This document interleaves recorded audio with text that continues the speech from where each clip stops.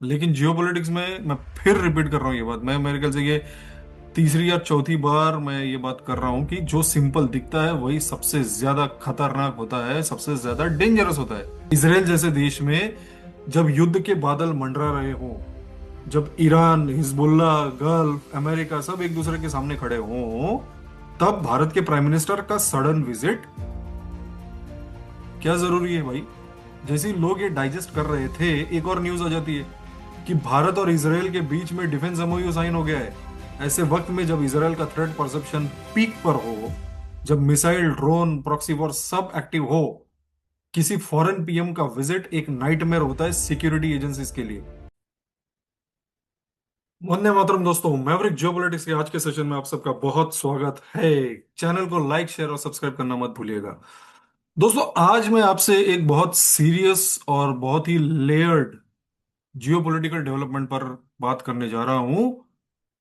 Headline is very simple, Modi ji Israel जा रहे हैं।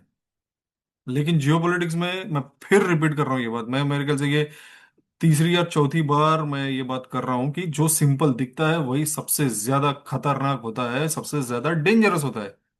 और उसके पीछे क्या छुपा है, nobody knows apart from those big leaders. उनके अलावा किसी को नहीं पता ये सिंपल चीजें होती क्या है, how are they connected.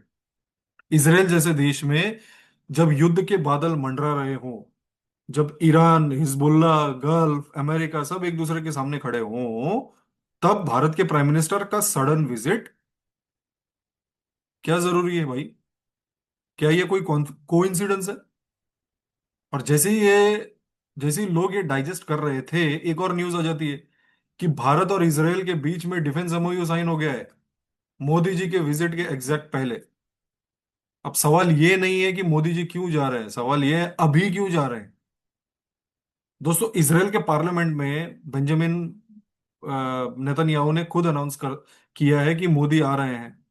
No diplomatic buildup, no gradual leaks, बस एक लाइन, ही इज कमिंग। और तारीख 25 से 28 फरवरी, उसके बीच का विंडो।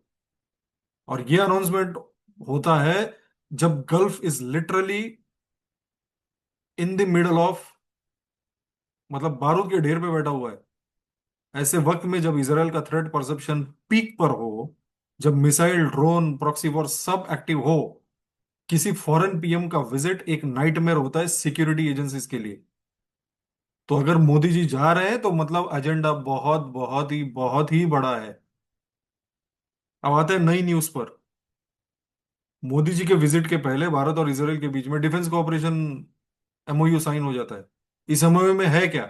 डिफेंस टाइज को और गहरा करना, joint activities, future seminars, cooperative initiatives and long term military collaboration.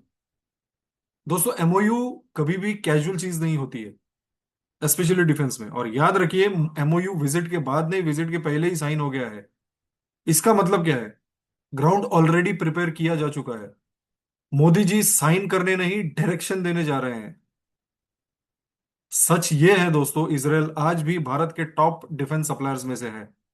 Missile interception systems, drone tech, battlefield communication, cyber warfare, surveillance and interception software, ये सारी चीजें भारत इसराइल से लेता है।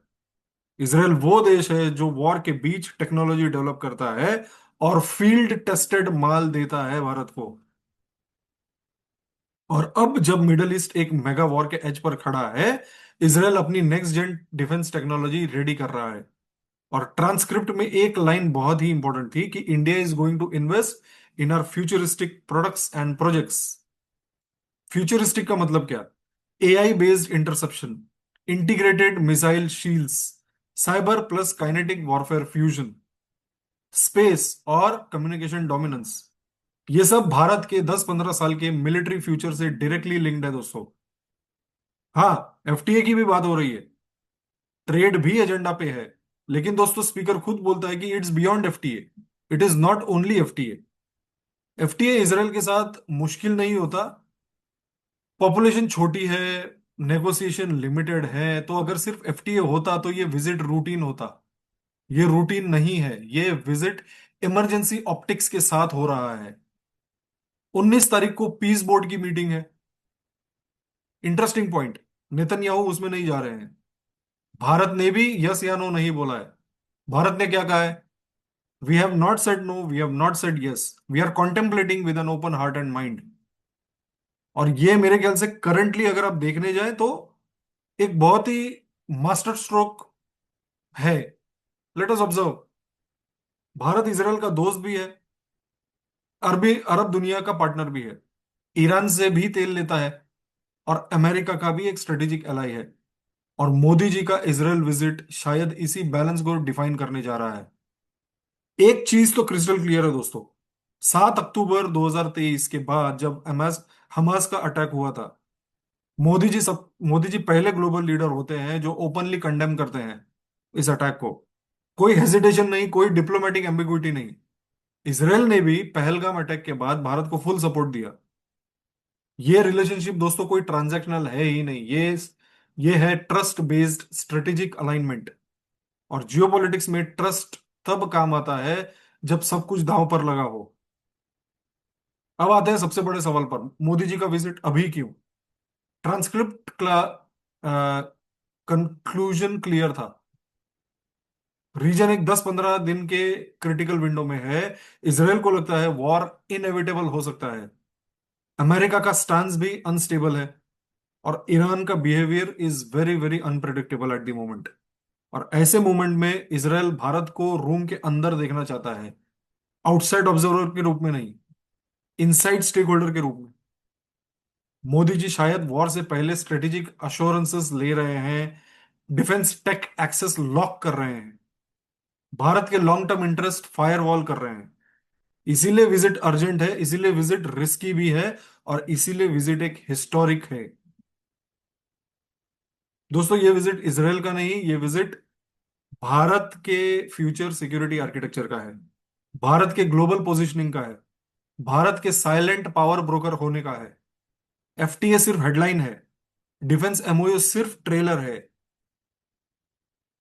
असली पिक्चर तो अभी शुरू भी नहीं हुई है दोस्तों, अभी शुरू होना बाकी है। चैनल को लाइक शेयर और सब्सक्राइब जरूर कीजिए दोस्तों। अंत करूंगा आज के इस सेशन का। जय हिंद, भारत माता की जय।